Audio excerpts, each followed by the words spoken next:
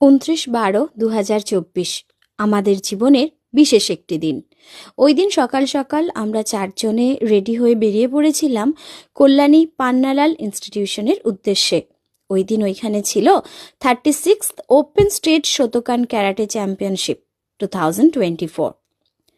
ওই দিন আমাদের মেয়েদের জীবনের ছিল বিশেষ একটি দিন। ক্যারাটের জীবনের ওদের সব থেকে বড় প্রাপ্তি ব্ল্যাক বেল্ট পাওয়ার দিন। ওই দিন আমার 2 মেয়ে আহেলি আর সুহানি ক্যারাটে ব্ল্যাক বেল্ট পেয়েছিল। জানি অনেকটা পথ এখনও ওদের চলা বাকি, তবুও এই সম্মান ওদের জীবনে এগিয়ে নিয়ে যেতে সাহায্য করবে। আপনাদের আশীর্বাদ, আপনাদের ভালোবাসা ওদের জীবনকে পরিপূর্ণ করে তুলুক, ওরা মানুষের মতো মানুষ হয়ে উঠুক। ঈশ্বরের কাছে প্রার্থনা করি, প্রকৃত মানুষ হয়ে ওঠো মা, সুন্দর মনের মানুষ হয়ে ওঠো।